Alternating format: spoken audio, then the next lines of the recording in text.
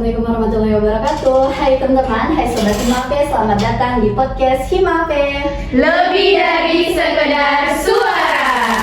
Nah, baik teman-teman, kali ini merupakan episode ke-11 dari podcast Himape. Dan juga kali ini saya tidak sendiri teman-teman. Tentunya saya bersama narasumber yang luar biasa.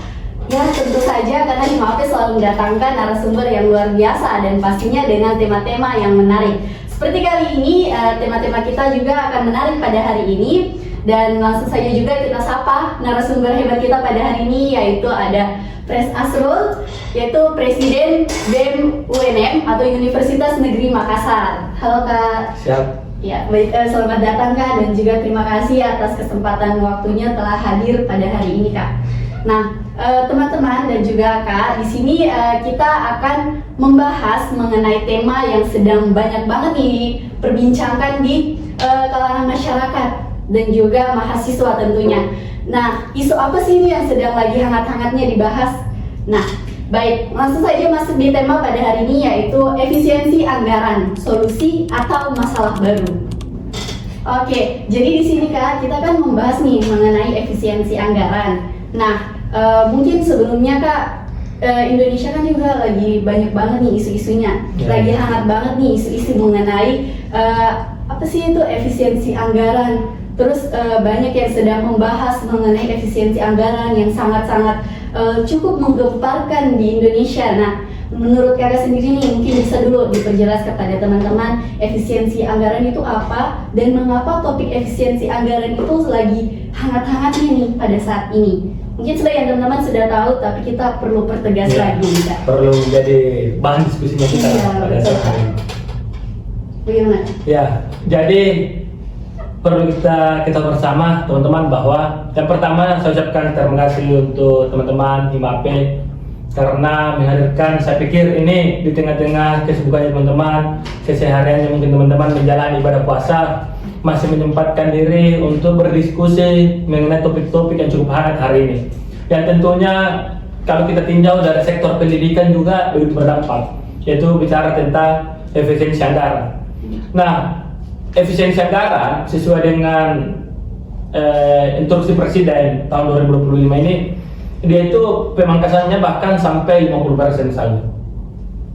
Sehingga ini di beberapa sektor, yang pertama jadi bahwa kita kritik pada pemerintahan, kritik para Prabowo Subianto itu sifatnya kita tidak subjektif, kita cukup objektif. Misal di beberapa sektor, contoh anggota Dewan Perwakilan Rakyat yang terlalu banyak melakukan kunjungan-kunjungan ataukah rapat di hotel, kegiatan seminar di hotel, itu dilakukan pemangkasan, it's okay. Justru kita mendukung wilayah itu karena menjadi rahasia umum. Banyak pejabat-pejabat yang rapatnya di hotel, kegiatannya sewa hotel dan lain sebagainya, yang seharusnya padahal ada fasilitas kantornya, misalnya di kantor DPR, di kantor gubernur, kantor wali kota, bupati dan lain sebagainya, itu kan bisa dimanfaatkan sebaik mungkin. Tapi buktinya hari ini banyak kegiatan-kegiatan yang dilakukan, sehingga pemotongan di wilayah itu justru saya mendukung. Sejujurnya saya mendukung pemotongan itu. Akan tetapi justru lebih idealnya lagi pemotongan ini, misalnya pemotongan ini diarahkan bahwa pengalihan dari pemotongan efisiensi ini anggarannya itu dialihkan ke pendidikan dan kesehatan. Nah, ini justru kita dukung. Akan tetapi justru sebaliknya, ternyata yang memiliki yang berdampak juga pemotongan adalah wilayah pendidikan dan kesehatan. Padahal justru saya jujur saja bahwa seharusnya kita bisa mendukung ini kalau dari anggaran, dari pemotongan efisiensi anggaran pemerintah ini dialihkan ke pendidikan dan kesehatan. Justru kita lebih sepakat di wilayah itu. Tapi celakanya, buktinya hari ini ternyata pendidikan juga itu berdampak efisiensi anggaran. Bisa kita lihat dari beberapa kampus surat yang dikeluarkan dari rektor-rektor mengenai dampak efisiensi penggunaan fasilitas kampus dan lain sebagainya, listrik, AC, jaringan wifi dan lain sebagainya. Ini kan bukti bahwa ternyata efisiensi anggaran ini dan mampu berdampak pada tidak maksimalnya sistem pendidikannya kita. contoh kita bisa beraktivitas seharusnya sampai sore dan lain sebagainya, tapi ternyata karena efisiensi ini justru terhambat. Atau ke teman-teman mungkin bisa saja melakukan riset di luar daerah, melakukan kegiatan-kegiatan di tingkat nasional, ya kan? Iya. Kegiatan-kegiatan pekan ilmiah dan lain sebagainya yang mahasiswa bisa menorehkan prestasi. Tapi karena efisiensi anggaran ini besar kemungkinan berpotensi ke depan akan dibatasi. Karena perjalanan dinas pimpinan saja dibatasi, apalagi kalau mahasiswa. Ini kan logika paling dasar. Kalau pimpinan tidak mungkin lah pimpinan mau berkorban sedangkan mahasiswa mau dibuat enak. Selama ini logika itu tidak akan masuk akal. Seperti itu, sehingga saya pikir efisiensi ini justru menjadi masalah baru. Ini menjadi perlu ditinjau kembali. Bisa kita lihat contoh misalnya beberapa waktu lalu beberapa kampus khususnya Universitas Tadulako waktu rapat dengan DPR kalau tidak salah kementerian pada saat itu dia sampaikan bahwa efisiensi ini tidak bisa disamaratakan di semua kampus. Ya kan, contoh ada kampus yang cukup maju, ada kampus yang baru berkembang, ternyata dipotong semuanya 50%, sehingga kebutuhannya berbeda-beda. Sehingga ya kampus yang baru akan berkembang akan mengalami stagnan. Seperti itu. Jadi itu beberapa persoalan daripada efisiensi anggaran di sektor pendidikan. Belum lagi kalau kita bahas tentang di sektor perekonomian. Seperti itu. Ya, baik, terima kasih. Itu tadi adalah jawaban dari Presiden Iren ya mengenai bagaimana dengan efisiensi anggaran yang sedang menjadi isu di belakangan ini. Nah, teman-teman juga di sini ada pertanyaan lanjutan juga nih, Pres, mengenai menurut Pres juga nih, kenapa sih maksudnya dikeluarkannya aturan efisiensi anggaran, apalagi yang mana dampaknya itu hampir ke semua seperti tadi yang dijelaskan bahwasanya hampir semua kementerian dan juga lembaga itu menjadi dampaknya. Salah satunya khususnya adalah pendidikan, seperti tadi sudah dijelaskan. Padahal bukannya di dalam undang-undang itu sudah ada peraturan yaitu anggaran pendidikan 20% kan? Total APBN. Ya, dari APBN dan APBD, dan juga pastinya itu akan tidak sesuai, dan juga ketidaksesuaiannya juga ada pada tujuan negara, yaitu di mana adanya dengan tujuan negara di mana mencerdaskan bangsa, terus meningkatkan kesejahteraan umum. Nah, ini menjadi di mana itu menjadi ketidaksesuaian dengan efisiensi anggaran yang dilakukan oleh pemerintah. Nah, juga kalau misalnya ini keluar menjadi aturan efisiensi anggaran dengan yang tadi ada masalah-masalah. Nah, kenapa hanya beberapa sektor seperti tadi ada sektor pendidikan dan kesehatan yang sudah disebutkan? Kenapa hanya beberapa? Kenapa tidak secara menyeluruh, Kak? Menurut Kakak bagaimana? Karena menurut Pres bagaimana? Karena yang setahu kita pada berita-berita yang terkena dampaknya ini dari efisiensi anggaran sendiri itu hanya masih ada beberapa kementerian yang tidak terkena dampaknya. Salah satunya itu mungkin ada Badan Gizi Nasional dan juga Pertahanan tidak kena, Kak, dari dampak efisiensi anggaran. Nah, menurut Kakak bagaimana nih, Kak? Ya, yang pertama kalau misalnya sering disampaikan Rocky Rum bahwa tugas negara sebenarnya cuma dua, mencerdaskan kehidupan bangsa dan menjaga fakir miskin. Ya, menjaga fakir miskin, menjaga anak-anak yang terlantar dan lain sebagainya. Itu dua tugas negara yang secara tertulis ada di dalam undang-undang. Ya, mencerdaskan kehidupan bangsa dan lain sebagainya. Namun kondisi hari ini justru efisiensi ini sebenarnya kalau ada yang disebut tadi menyalahi undang-undang, sebenarnya teman-teman yang mengikuti perkembangan politik nasional sebenarnya tidak kaget persoalan rezim hari ini menyalahi aturan. Toh nyatanya dia terpilih dari dasar sudah mengobok-obok konstitusi. Ya kan, dari prosesnya saja dia sudah mengobok konstitusi, merubah undang-undang hanya untuk meloloskan wakil presiden Gibran Rakabuming Raka. Sehingga jikapun dalam proses perjalanannya pemerintahan kemudian banyak aturan yang dicederai, sebenarnya itu bukan hal yang lumrah lah bagi mereka. Jadi makanya saya anggap bahwa sudah tidak ada lagi titik malu di pemerintahan hari ini, ya kan? Karena sejak dari awal memang dia sudah harus mengubah konstitusi untuk meloloskan seseorang. Kalau contoh di organisasi, kita harus mengikuti konstitusi untuk mencalonkan kepemimpinan.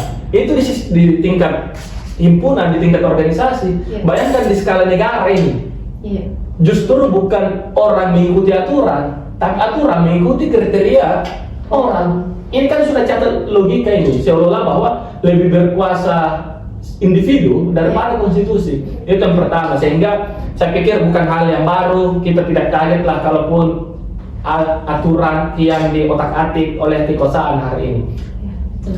Selanjutnya, kenapa kemudian Prabowo hari ini melakukan efisiensi anggaran? Apa sebenarnya yang melatar belakangi efisiensi anggaran tersebut?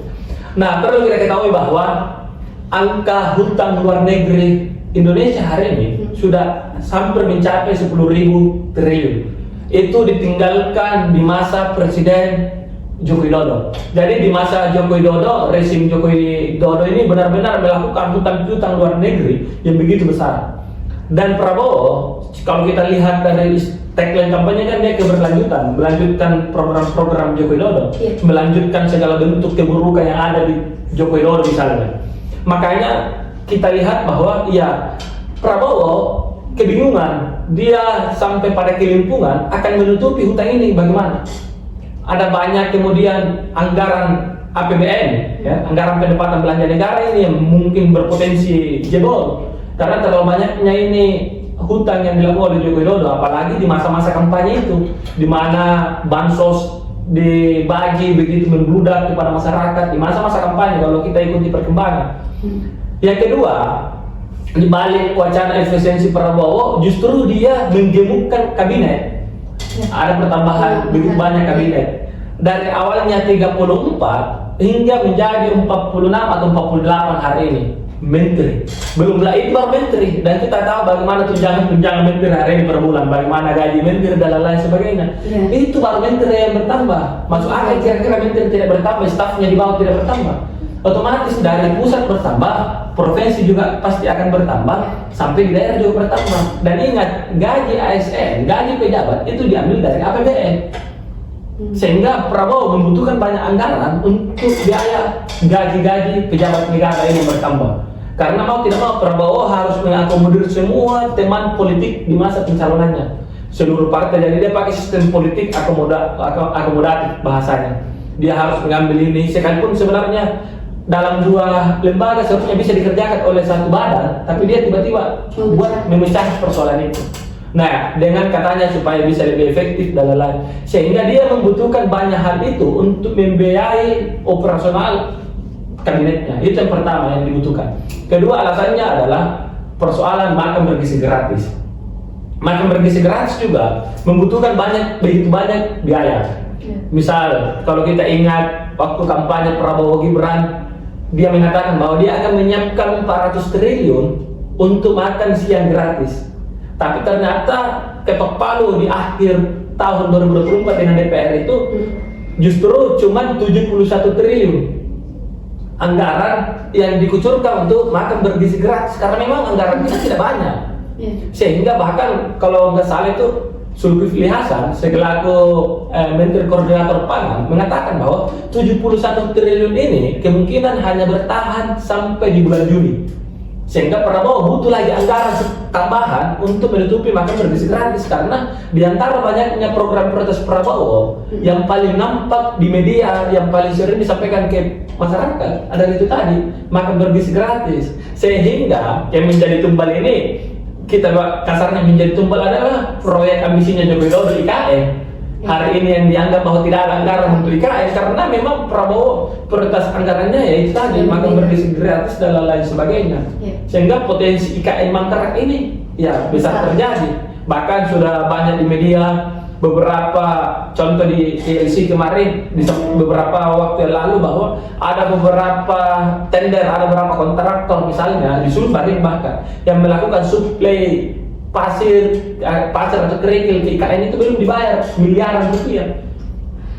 Ini sehingga benar-benar negara ini kecolongan di wilayah anggaran. Makanya itu salah satu menjadi penyebab kenapa kemudian pemerintah perlu melakukan efisiensi anggaran seperti itu. Ya baik, itulah tadi ya teman-teman, bahwasannya cukup banyak yang bisa menjadi alasan mengapa dikeluarkannya nih aturan efisiensi anggaran. Nah, inilah juga seperti tadi yang sudah dijelaskan oleh Pres BEM UNM bahwasanya karena titik vitalnya ini pemerintahan yang menjadi di titik vitalnya contoh kayak pendidikan dan kesehatan yang menjadi imbas dari efisiensi anggaran ini, itulah yang membuat masyarakat banyak merasa atau banyak yang mengutarakan kegelisahannya terhadap hal-hal itu. Nah, selanjutnya juga nih pertanyaannya mengenai tadi kan kita membahas juga sektor pendidikan. Nah, bagaimana Kak, apakah efisiensi anggaran ini akan sangat berimbas sekali dengan kualitas pendidikan pada saat ini Kak? Ya, jelas bahwa BOPTN, biaya operasional itu sangat menunjang bagaimana kerja-kerja lembaga pendidikan, institusi pendidikan. Bagaimana contoh yang paling awal saya katakan bahwa seharusnya banyak mahasiswa yang bisa mengikuti ajang nasional, ajang internasional yang diadakan untuk prestasi-prestasi, lomba-lomba dan lain sebagainya, pekan ilmiah dan lain sebagainya. Tapi karena biaya operasional itu dibatasi, ya mau tidak mau teman-teman harus mengubur impiannya di wilayah itu.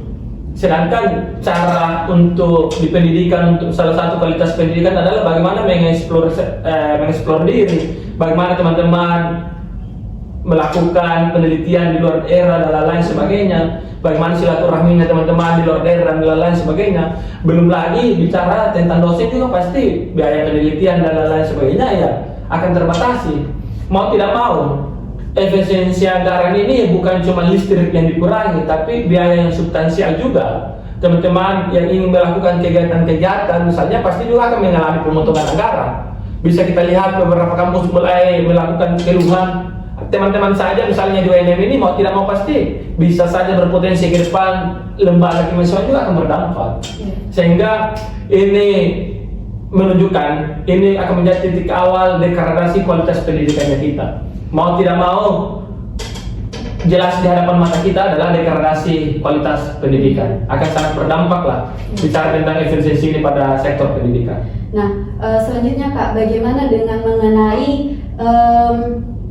mengenai tentang fasilitas atau misalnya efisiensi anggaran? Tadi kan ke arah kualitas nih Kak. Ya. Nah, bagaimana secara kalau misalnya di dalam fasilitasnya untuk mahasiswa tersebut, apakah juga efisiensi anggaran ini akan sangat membatasi mahasiswa mengenai mungkin sudah terjadi ataupun belum di UNM mengenai adanya pembatasan listrik atau pengurangan penggunaan AC itu yang menjadi dampak dari efisiensi anggaran. Apakah itu sudah bagaimana Kak? Nah, beberapa kampus termasuk UNM sudah ada surat keputusan dikeluarkan, surat instruksi yang dikeluarkan mengenai tentang efisiensi anggaran menyesuaikan dengan surat impres instruksi presiden mengenai efisiensi. Contoh di UNM sendiri, lift itu cuma satu yang jalan, ya kan, padahal apalagi kalau di sini adalah pusat aktivitas. Kita sampai mengantri, dan sebagainya. Yang kedua, kenyamanan aktivitasnya teman-teman di perkuliahan itu juga dibatasi. AC harus sekian nyala dan lain sebagainya. Padahal di sektor pendidikan kenyamanan juga itu penting. Makanya kenapa selama ini kita selalu menuntut gerakan kita bicara tentang fasilitas. Tapi ternyata hari ini fasilitas semakin dibatasi. Kemudian apakah ini keputusan penuh di pimpinan universitas? Tidak juga, karena mau tidak mau universitas harus mengejawantakan, ya kan? Universitas harus menindaklanjuti apa instruksi dari presiden itu sendiri. Saking ingin menghematnya biaya, ya kualitas dan kuantitas pendidikan ini mau tidak mau akan dikorbankan. Ini akan menjadi tumbal daripada kebijakan ugal-ugalan yang dilakukan oleh Prabowo Subianto. Ya, baik. Selanjutnya nih Kak, mengenai tadi kan kita sudah cukup banyak membahas mengenai persoalan-persoalan efisiensi anggaran sendiri. Nah, bagaimana sih Kak dari pengawalan dari peran BEM sendiri dalam mengawal efisiensi anggaran ini, terutama di lingkungan kampus kita di UNM? Nah, jadi yang pertama yang sebelumnya saya sampaikan bahwa UNM itu mau tidak mau dia harus mengikuti apa instruksi yang ada di pusat.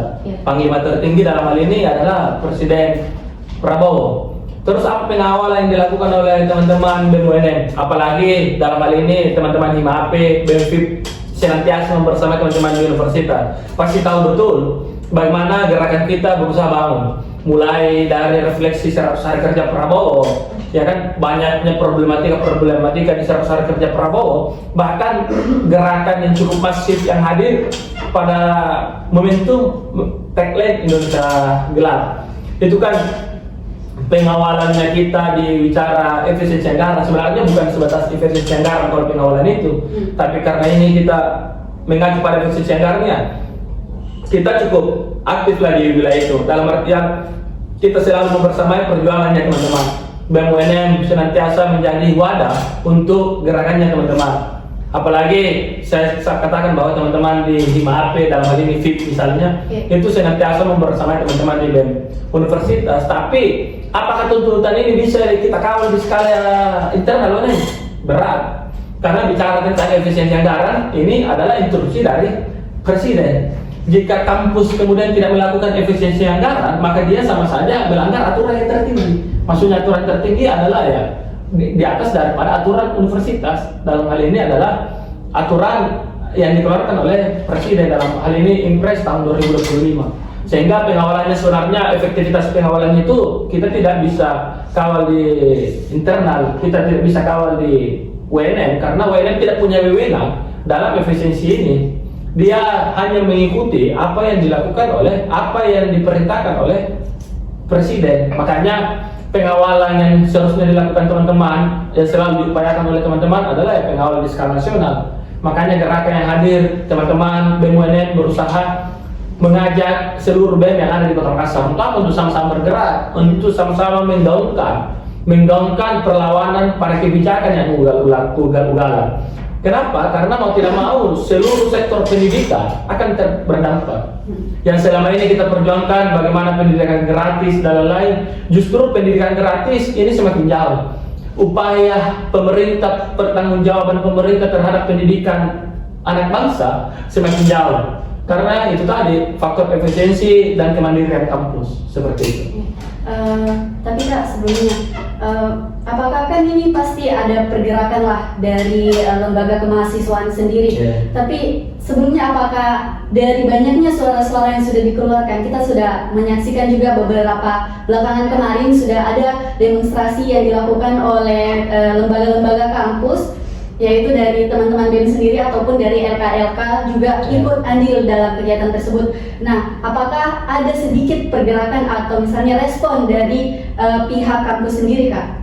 Ya, jadi untuk sejauh ini karena mungkin gerakan yang kita bangun adalah gerakan skala nasional, dalam artian tuntutannya kita ditujukan kepada pimpinan pemerintah pusat, sehingga sejauh ini ya kalau untuk kampus itu belum ada respon.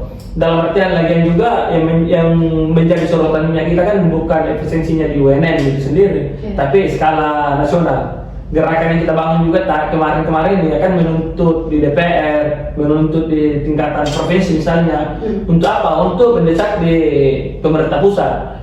Sehingga kalau respon dari kampus itu ya belum ada respon dari kampus, juga belum ada kayak teman-teman melakukan komunikasi pun itu tidak ada. Ya, tindak lanjut, karena bicara tentang efisiensi, tugas dan wewenangnya itu bukan di ranah universitas, maksudnya bukan wewenang dari rektor, sehingga tidak ada juga gunanya gerakan untuk itu. Karena ini maksudnya kalau kita mau lihat orientasi gerakannya ini lebih tepatnya ya di skala nasional, karena kebijakan efisiensi anggaran ini itu dikeluarkan melalui regulasi pusat, dalam hal ini instruksi Presiden tahun 2025 itu tadi, seperti itu. Ya, baik, itu tadi teman-teman ya, dan mungkin sedikit juga nih teman-teman Kak Pres, sebelum saya akhiri untuk pertanyaan terakhirnya, ada pertanyaan sedikit yang mungkin juga menjadi isu yang lagi hangat-hangatnya nih. Iya, betul sekali. Jadi bagaimana nih Kak mengenai, kan kita tahu bersama bahwa kemarin ada sempat terjadi rapat revisi untuk RUU-nya TNI. Rapat sembunyi-sembunyi. Iya.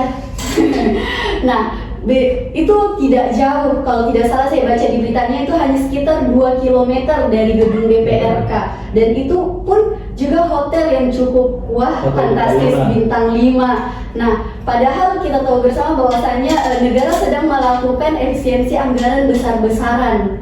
Nah, bagaimana nih Kak menurutnya Kakak sendiri? Bagaimana?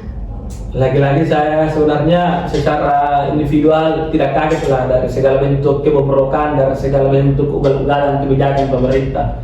Memang untuk efisiensi anggaran itu ya diperuntukkan untuk middle class, untuk kita ini masyarakat-masyarakat menengah bawah. Mereka-mereka yang berada di kursi empuk kekuasaannya bebas saja mau melakukan apa.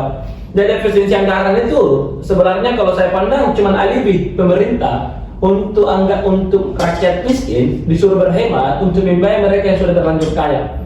Kan kasarnya seperti itu.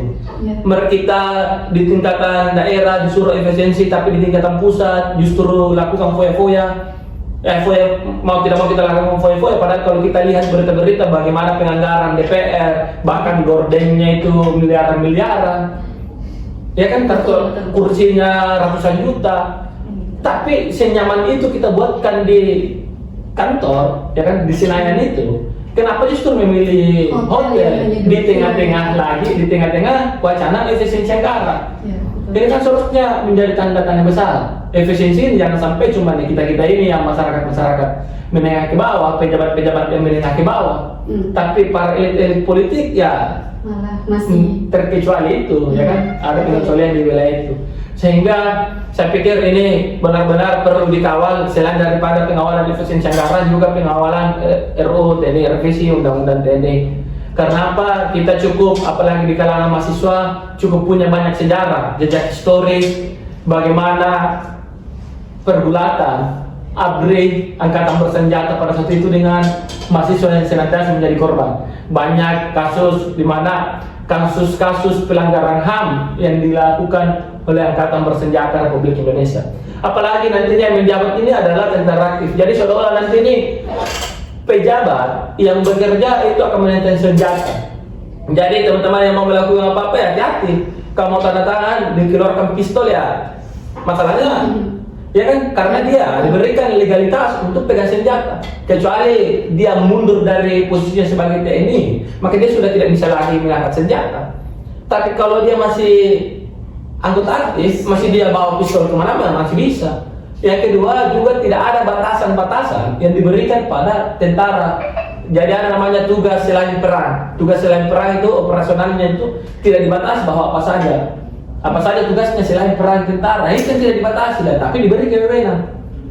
Di tengah-tengah lagi tentara double job, di tengah-tengah banyaknya pengangguran di Indonesia. Maksudnya adalah bahwa kenapa kemudian harus ada double job tentara yang tugasnya adalah pertahanan negara, padahal banyak lulusan S1, lulusan S2 justru dia pengangguran. Ya seharusnya punya basic keilmuan yang bisa mengisi hal-hal tersebut. Di wilayah cyber, di wilayah narkotika dan lain-lain sebagainya, kan di wilayah pendidikan saja. Seperti itu, mungkin itu sedikit pandangan mengenai ini RU yang saya sampaikan bahwa perlu dikawal secara bersama-sama. Ini benar-benar supremasi hukum akan terancam, demokrasi kita benar-benar dilucuti. Jika benar-benar yang nantinya menjabat pada ranah sipil justru adalah anggota aktif. Dalam hal ini adalah ya TNI itu tadi, seperti itu. Oke, baik teman-teman, kita akan berada pada pertanyaan terakhir, yaitu dimana mungkin apa sih harapan BEM sendiri Kak mengenai terhadap pemangku kepentingan di luar sana mengenai masalah efisiensi anggaran ini terhadap pendidikan. Seperti kita ketahui, pendidikan adalah modal utama dari bagi semua orang. Jika pendidikan tidak berkualitas, bagaimana jadinya generasi penerus bangsa berikutnya Kak? Ya, menarik. Kita bisa bercermin apa yang memajukan peradaban adalah pendidikan. Bahkan sebelum pendidikan modern, yang menghadirkan peradaban pada masa Yunani adalah pendidikan, konsep dialektika dan lain sebagainya. Yang memajukan Romawi adalah pendidikan. Di zaman modern yang memajukan negara-negara maju adalah sektor pendidikan. Kalau misalnya teman-teman dapat sejarah Jepang yang dibombardir oleh Amerika Serikat pada saat itu, Kaisar Hirohito kalau nggak salah, apa yang pertama kali dipertanyakan di saat Hiroshima dan Nagasaki kemudian dihancurkan dengan babak belur? Dia cuma pertanyakan berapa tenaga pendidik yang masih hadir, berapa tenaga pendidik yang masih hidup. Karena apa? Dia sadar betul untuk membangun suatu peradaban, untuk membangun bangsanya supaya cepat pulih, ada di sektor pendidikannya. Sedangkan kita justru pendidikan di nomor sekian kan. Kalau teman-teman pernah dapat berita, justru prioritas utama itu bukan pendidikan, tapi makan. Sehingga bahwa lebih memilih ketergantungan isi perut daripada mengisi isi kepala, isi kepos, isi otak dan lain-lainnya. Ini benar-benar menunjukkan bahwa rezim kita tidak bisa berharap. Sebenarnya kalau mau berharap di rezim hari ini kita sudah tidak bisa berharap lebih. Kenapa demikian? Sudah dipampang nyata bahwa pendidikan bukan lagi skala prioritas utama, melainkan hanya prioritas pendukung di sektor pendidikan. Itu mungkin saya lihat hari ini ya wajarlah mungkin pendidikan kita ya wajarlah pendidikan kita ya begini-begini saja, karena pemerintah benar-benar tidak menginginkan kemajuan di sektor pendidikan. Maka perlu kata bersalahnya saya, mungkin pemerintah hari ini bercerminlah pada penjajahan gaya Belanda. Kira-kira teman-teman, apa kesalahan yang paling fatal yang dilakukan oleh Belanda sehingga Indonesia melakukan pemberontakan? Sederhana, karena Jepang memberikan akses pendidikan pada pribumi. Dia memberikan akses pendidikan untuk rakyat masyarakat Nusantara pada saat itu, dengan harapannya bahwa ada yang membantu Jepang di pemerintahan. Namun ternyata justru Belanda pada saat itu salah tafsir. Dia salah prediksi. Karena diberikan pendidikan, maka menghadirkan namanya kesadaran. Kesadarannya inilah menumbuhkan nasionalisme pemuda pada saat itu. Nah, nasionalisme pemuda saat itulah yang melakukan pemberontakan di mana-mana. Nah, mungkin pemerintah hari ini juga bercermin di wilayah itu, bahwa jangan berikan pendidikan pada masyarakat. Karena apa? Kalau dia diberikan pendidikan, dia akan mengalami kesadarannya, menumbuhkan kesadarannya. Dan jika dia masyarakat kita semua sudah sadar, sudah paham dan lain sebagainya, potensi besar ya kita pasti akan melakukan perlawanan pada pemerintah yang melakukan sewenang-wenang. Sehingga terakhir yang akan saya sampaikan bahwa terserah teman-teman setelah sarjana akan jadi apa. Mau jadi politisi, jadi akademisi, mau jadi petani, mau jadi nelayan dan lain sebagainya, terserah mungkin teman-teman akan jadi apa. Tapi selagi teman-teman hari ini masih duduk dan berstatus sebagai mahasiswa, selalu saya sampaikan bahwa tugas salah satu beban moral seorang mahasiswa adalah bahwa kita harus berada di garda terdepan untuk melakukan interupsi pada kekuasaan. Jadi selagi teman-teman masih berstatus mahasiswa, tugasnya kalau saya secara pribadi bahwa tugas saya adalah melakukan interupsi pada kekuasaan. Jika ada yang sudah tidak pada remnya, ya saya harus melakukan interupsi, saya harus memberi peringatan, saya harus sampaikan tanda bahaya pada kekuasaan. Tapi selagi itu berorientasi pada kesejahteraan rakyat dan menunjang kualitas pendidikan masyarakat, ya kita harus dukung secara bersama. Mungkin itu yang bisa saya sampaikan. Ya, baik, itulah tadi mungkin akhir dari pertanyaan kita pada hari ini. Mungkin Kak, ada juga sedikit lagi ajakan atau pesan buat teman-teman di luar sana, khususnya mahasiswa, mengenai isu-isu yang ada pada hari ini, supaya mereka tidak menutup mata terhadap isu-isu ini, Kak, bagaimana? Nah, selama ini kita selalu mendengar bahwa mahasiswa itu adalah penyambung lidah dari masyarakat, juga penyambung tangan dari negara. Jadi kita ini adalah jembatan yang menjembatani keresahan masyarakat pada pemerintah, yang juga mengcounter kebijakan yang sewenang-wenang dari pemerintah kepada masyarakat. Sehingga kenapa demikian? Karena mahasiswa bukan persoalan kuliah saja. Mahasiswa kita ketahui adalah sekelompok intelektual yang dekat dengan regulasi, yang paham dengan kekuasaan, bagaimana politik itu berjalan, bagaimana hukum itu diimplementasikan. Sehingga tugas dasar daripada kita adalah bagaimana tetap membumikan kajian-kajian setiap isu yang ada. Bagaimana kita hasil daripada kajian, orientasi setiap teori adalah implementasi praktek yang ada di lapangan. Jadi celaka kiranya jika teman-teman hari ini berstatus mahasiswa dengan value yang begitu luar biasa, harapan masyarakat yang berada di pundak mahasiswa, namun kita memilih abai dan apatis. Sehingga mari kita hanya kelompok sedikit, tapi mari bersama-sama untuk mengawal dan tetap bersuara atas nama rakyat. Karena apa? Setiap kebenaran, segala niat baik pasti akan menemukan jalannya sendiri. Sekian mungkin yang bisa saya sampaikan. Baik, terima kasih juga kepada Pres dan juga itulah tadi teman-teman dengan harapan kami di sini bahwasanya semoga pada hari ini membawa manfaat juga buat teman-teman semua di luar sana yang menonton.